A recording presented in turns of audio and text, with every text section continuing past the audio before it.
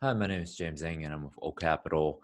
And this week has been a rather difficult week for the stock market and for multifamily investors. It's depending on what side of the coin you are on, it's been a very dramatic week. So we've been getting a lot of questions about sort of how this coronavirus is impacting multifamily investors out there. So I thought I'd put together a few slides and go through them with you guys today.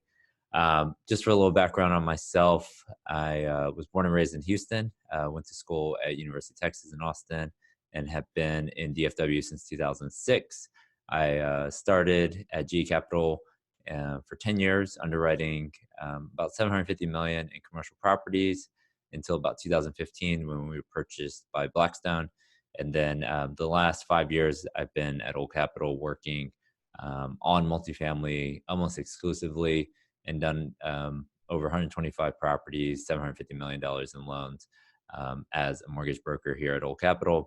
And at the same time, have invested in close to 6,500 units.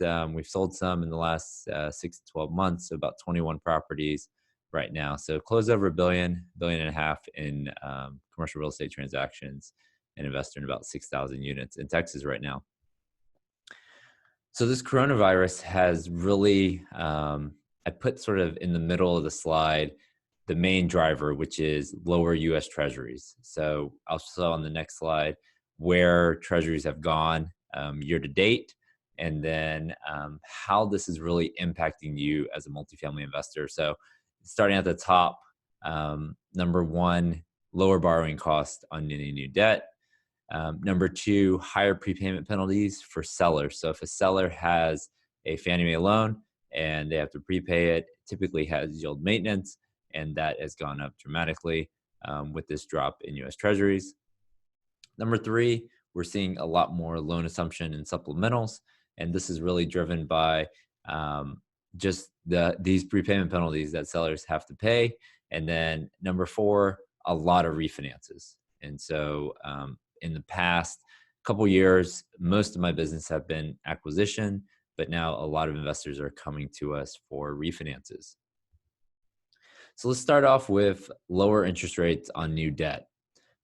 So here I put on, 10-year Treasury at the beginning of the year was close to, probably 1.8, 1.85, and now it's gone down about 70 basis points. I snapshotted this this morning, and it's about 1.16, so down about 70 basis points since the beginning of the year. And what that translates into is new Fannie Mae loans. I pulled out the pricing from yesterday, and this hasn't been updated, so you could probably subtract about 5 to 10 basis points from these numbers. On a 10-year Fannie loan, you're at about 3.35 or so. So 325 to 350, just depending on what most people are doing in terms of 5, 7, 10-year Fannie Mae loans. So that's pretty amazing. So the second thing on these lower interest rates is if you are a seller, your yield maintenance penalty is based off of your rate that you currently have on your loan versus prevailing interest rates. So let's say you have 10 years left, you would compare it to the 10-year Treasury. And so this was a loan that's about 18 million that a broker had us take a look at. And essentially, their current loan's about 18.3 million. On February 19th, the 10-year Treasury was 1.56, and their prepay was $2.8 million. Okay. And then just in like the last week, I checked it again today, the prepayment penalty had increased by $450,000 to $3.3 million. And that is because the 10-year Treasury had dropped close to 40 basis points in that time frame. And so depending on your loan amount, depending on your interest rate, depending on how much time you have left to maturity, that is going to determine your prepayment penalty. So if that comes up, if you do go under contract on a deal, you want to make sure that number one, you're hedged, or you build into the contract some sort of hedge between you and the buyer to make sure if 10-year Treasury runs more, that you have that built in, or you as the seller will eat that 450,000 in penalty. So if you go under contract and you don't have anything in the contract, when you go to request your payoff from your Fannie Mae lender, it will be $450,000 more than you thought it was going to be. Third thing really is with these lower rates is that there's going to be more loan assumptions and supplementals. And what that means is a lot of these loans have balloons, but they can also be assumed. And because it's a fixed rate, instead of paying that yield maintenance penalty, you can just assume the seller's assumption and then put on what's called a supplemental.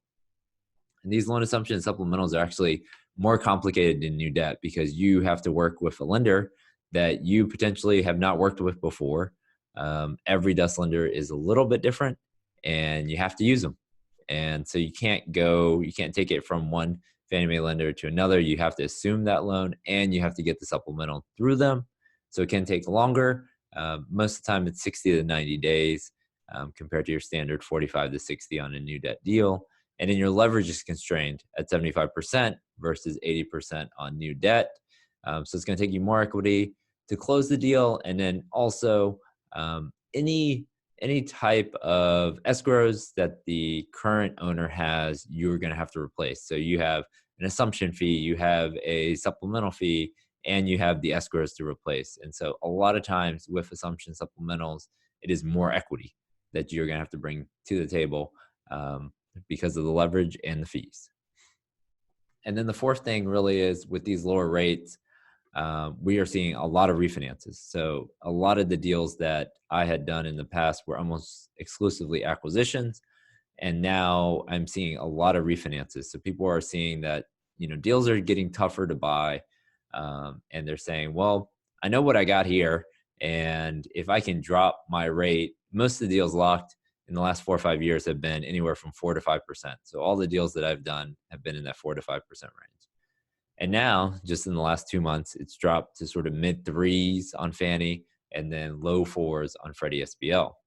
So we talked with an investor yesterday, and essentially he could take cash out, he could lower his interest rate, and then also sort of re-amortize the loan. So he could get interest only for a couple of years and then go to a 30-year AM again. And so his cash flow would improve on top of the cash out. And so that's becoming attractive to a lot of people, especially if you have, let's say, 2 to 3 years left on your loan term. Right now is a good time to really lock in a lower interest rate and reset the loan. So next steps, if you like what you hear here on about multifamily financing, definitely subscribe to YouTube channel, like this video. And if you want to talk more in detail about your personal situation, complete a personal financial statement, set up time to talk with me, and really start underwriting deals as they come out, because a lot of them are going to have new debt prices versus loan assumption prices. And we'll be able to provide you with a term sheet with new debt financing or just sort of loan assumption supplementals. And then really we got to get out there and close some deals. So to see all my loan closings, you can go to www.texasmultifamily.com. Thanks a lot.